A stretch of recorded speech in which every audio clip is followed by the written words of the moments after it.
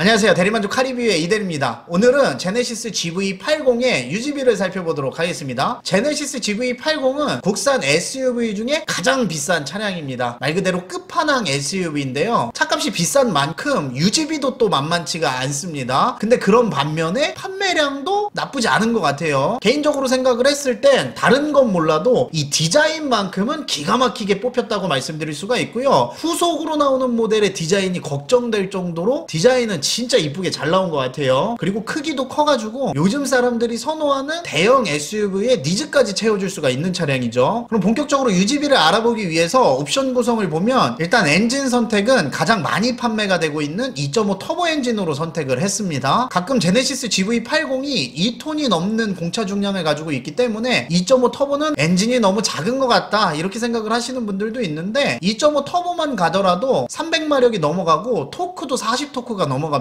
그래서 마력과 토크는 2.5 터보만 가도 충분하고요. 기본 모델 가격은 개별 소비세 인하를 적용했을 때 6,067만원입니다. 그리고 제가 선택한 옵션은 다나와 기준으로 인기가 많은 3가지 옵션을 선택을 했고요. 20인치 휠, 파퓰러 패키지, 파노라마 썬루프를 선택을 했습니다. 휠 크기는 22인치가 가장 큰 휠이고 제가 생각했을 때 제네시스 GV80의 덩치와 어울리는 휠도 22인치인데 가격이 187만원이에요. 그러면 20인치와 비교했을 때 100만원이 넘어가는 금액 차이기 때문에 20인치 휠을 선택을 하시는 것 같아요. 어쨌든 22인치로 넘어가게 되면 승차감도 안 좋아지고 연비도 나빠지니까 다방면으로 봤을 때 20인치가 인기가 많은 것 같고요. 저였다면 22인치도 노려볼만 할 것 같아요. 워낙에 차랑 큰 휠이 잘 어울리기 때문에. 그리고 GV80이 안에 들어가 있는 기본 옵션들이 다른 제네시스들과 마찬가지로 굉장히 빵빵한데 특히 얘는 끝판왕인 만큼 더 많이 들어가 있습니다. 예를 들면 프리뷰 전자제어 서스펜션 같은 옵션은 다른 제네시스들은 선택을 해야 되는데 GV80은 기본 탑재가 되어 있어요. 어쨌든 이렇게 옵션을 구성을 했을 때 제네시스 GV80의 가격은 6,891만원입니다. 7천만원에 육박하는 비용이 발생을 하죠. 그리고 여기 선택한 파퓰러 패키지가 618만원짜리 옵션이잖아요. 다양한 패키지를 묶어서 할인을 해주는 옵션인데 안에 포함되어 있는 옵션을 보면요. 헤드업 디스플레이 있고요. 하이테크 패키지 포함되어 있습니다. 12.3인치 클러스터, 지능형 헤드램프가 들어가 있고요. 드라이빙 어시스턴스 패키지 1이 들어가 있는데 서라운드 뷰, 후측방 모니터, 원격 스마트 주차 보조 기능 등이 들어가 있어요. 얘는 차가 하도 커가지고 있는 게 편할 것 같긴 하네요. 그리고 컴포트 패키지도 포함되어 있습니다. 2열 시트 및 공조 같은 편의 옵션들이 묶여있는 옵션입니다. 그럼 이제 GV80의 유지비를 살펴보면요. GV80의 자동차 세금은 2.5 터보 엔진이라 차 크기 대비 부담스러운 수준은 아니에요. 팰리세이드 가솔린보다는 저렴합니다. 1년차 자동차 세금은 65만원이고요. 3년차부터는 34,000원씩 감면이 돼서 5년차에는 55만원의 자동차 세금을 납부하게 됩니다. 5년간 납부하게 되는 세금은 305만원이고요. 자동차 취등록세는 차량 가격의 7%인데 공장가의 7%입니다. 그래서 부대비용 4만원을 포함했을 때 458만원의 취등록세가 발생을 하게 되고요. 이 비용에는 탁송료가 빠졌기 때문에 실제 납부하는 금액하고는 조금 차이가 있습니다. 이 금액보다는 살짝 올라가고요. 그리고 유류비를 살펴보면 제네시스 GV80이 공차 중량이 무거운 차량이라 연비는 그렇게 썩 좋지가 않습니다. 휠도 20인치라서 그런지 연비가 9.1km로 조금 낮게 나옵니다. 보통 2.5 터보 엔진 달면 10km대는 나오는데 확실히 덩치값을 하는 느낌이고요. 오늘 촬영일자 기준 휘발유 가격은 1,453원입니다. GV80의 유류비를 살펴보면요. 1년에 1만 km 주행했을 때 159만원, 1년에 1만 5천 km 주행했을 때 239만원, 1년에 2만 km 주행했을 때 319만원의 유류비가 발생하게 됩니다. GV80에 대한 이미지가 너무 비싸게 박혀 있어서 그런지 기름값이 엄청 비싼 느낌은 아니에요. 그렇다고 또 저렴하지도 않습니다. 그리고 GV80의 보험료를 살펴보면요. 만 30세 이상 기준으로 봤을 때 대물 10억으로 지정을 해서 신규 보험 가입 기준 115만원, 기존 보험 사용자는 100만원의 보험료가 발생하게 됩니다. 이 보험료는 개인에 따라 차이가 있으니까 참고 정도만 해주시기 바라고요. 거의 이 금액이 최저가에 가까운 보험 금액이라고 봐주시면 될 것 같아요. 물론 조금 더 싸신 분들이 있을 수도 있겠지만 어쨌든 오늘 계산은 신규 보험 가입 기준으로 하도록 하겠습니다. 지금까지 계산을 바탕으로 제네시스 GV80 2.5 터보 엔진을 구매했을 때 5년 동안 쓰게 되는 비용은요. 차량 가격이 6,891만원, 자동차세가 305만원, 취등록세가 458만원, 보험료가 576만원, 유류비가 1년에 1만 5천 km 주행했다고 주행했다고 가정했을 때 1197만 원이 발생을 하게 되고요. 이 비용을 다 더하게 되면 5년 동안 쓰게 되는 비용은 무려 9,420만 원입니다. 그러니까 얘 한 대 사서 5년 굴리면 그냥 1억은 태운다고 보시면 돼요. 역시 끝판왕답게 만만치 않은 금액입니다. 이거 타고 다니시는 분들이 진짜 부자였구나. 그리고 자동차 할부 비용을 보면요, 자동차 할부 비용은 36개월 기준과 60개월 기준으로 나눴고요. 36개월일 때에는 3% 이율로 설정을 했습니다. 이렇게 했을 때 할부 비용은 올할부 시 200만원, 30% 선납 시 140만원, 60% 선납 시 80만원의 할부 비용을 납부하게 되고요. 30%를 선납하려면 2067만원을 선납하셔야 되고요. 60%를 선납하려면 4135만원을 선납하셔야 됩니다. 이게 60% 선납을 하면 월 80만원이라서 차량 금액이 괜찮네 이렇게 생각을 할 수가 있지만 60% 선납 금액이 4135만원이면 소렌토 한 대가 들어가는 겁니다. 그리고 할부 비용에 아까 계산했던 운영비를 36개월 월 단위로 환산해서 더해보도록 하겠습니다. 제네시스 GV80의 할부 비용을 포함한 월 운영 비용은 1년에 15,000km 주행했다고 가정했을 때 올할부 시 248만원, 30% 선납 시 187만원, 60% 선납 시 127만원, 일시불 구매 시 47만원이고요. 보시면 아시겠지만 올할부를 하게 되면 웬만한 사람 월급이 들어갑니다. 248만원이나 들어가고 일시불로 구매를 하더라도 47만원이니까 유지비가 비싼 편이에요. 배기량이 낮음에도 불구하고 이 정도니까 3.5 터보였으면 난리 났을 것 같습니다. 그 다음엔 60개월 할부 비용을 보면요, 3.2% 이율로 설정을 했고요. 올할부 시 124만원, 30% 선납 시 87만원, 60% 선납 시 49만원의 할부 비용이 발생을 하고요. 아까랑 같은 조건으로 운영비를 더해보면 올할부 시 166만원, 30% 선납 시 129만원, 60% 선납 시 92만원, 일시불 구매 시 42만원의 유지비가 발생하게 됩니다. 그냥 어떤 경우의 수를 봐도 저는 못 살 것 같아요. 역시 끝판왕 SUV답게 금액이 만만치가 않고요. 그리고 이 금액에는 자동차 유지보수 비용이 빠졌습니다. 원래 제가 월 운영 금액에 5만원 정도만 더하면 자동차 타이어, 엔진오일을 포함한 기타 소모품 비용은 충분하다고 말씀을 드리는데 얘는 조금 간당간당할 수도 있을 것 같아요. 어쨌든 운영 비용은 그 정도 생각을 해주시면 될 것 같고요. 그리고 제네시스는 프리미엄 브랜드라서 소모품을 일정 부분 지원을 해주기는 합니다. 3년 6만 킬로 동안 가솔린 엔진은 6번의 엔진오일을 무료로 교체를 해주고요. 디젤 엔진은 같은 조건으로 3회의 엔진오일을 무료로 교체를 해줍니다. 디젤이 혜택이 더 작죠. 오늘 이렇게 해서 간단하게 제네시스 GV80 2.5 터보 모델의 유지비를 살펴봤는데 차값만큼이나 유지비도 후덜덜한 것 같아요. 이거 3.5 배기량이신 분들은